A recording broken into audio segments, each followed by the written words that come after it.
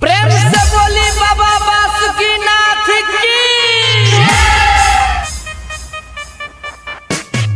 Music by Shashi Bhushan स्नेही, मनीष अकेला recording studio Sitamarhi.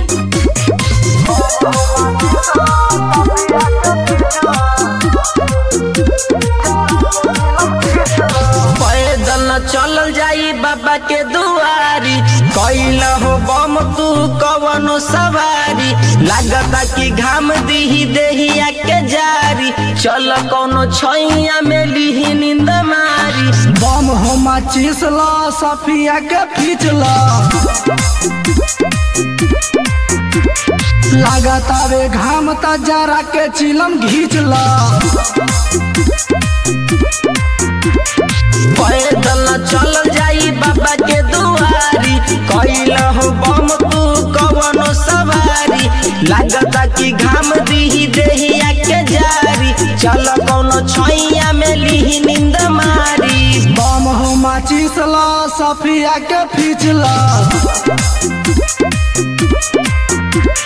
लागता वे घाम ता जरा के चिलम खींचला। प्रेम से बोली बाबा बासुकीनाथ की।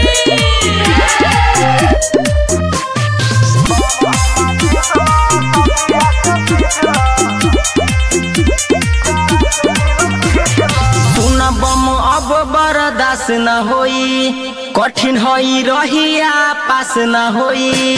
होई जा फरेस पेनी गेरुआ ड्रेस, देवा घर संगे जाई धाम ऋषिकेश। बम हो माचिसला सफिया के खींचला, लागता वे घाम ता जरा के चिलम खींचला।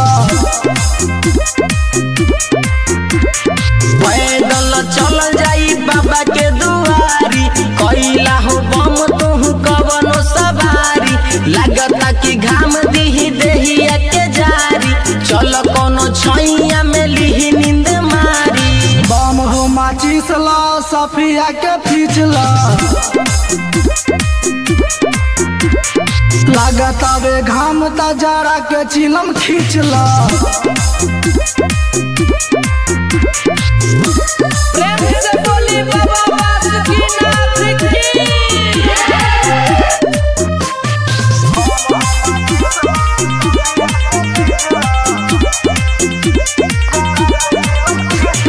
बाबा के होई खेल जइब तुरेल, संत सरगम बन जइब ईमेल।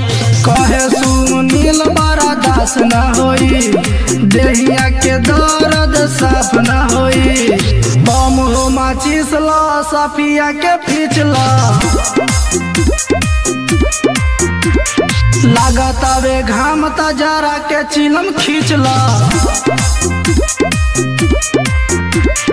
पैदल चलल जाई बाबा के दुआरी, कैला न बम हो कवनो सवारी, लागता कि घाम दीही देहिया के जारी, चल कोनो छैया में लीही नींद मारी। बम हो माचिसला सफिया के खींचला,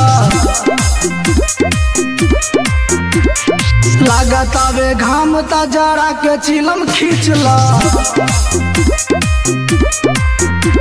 प्रेम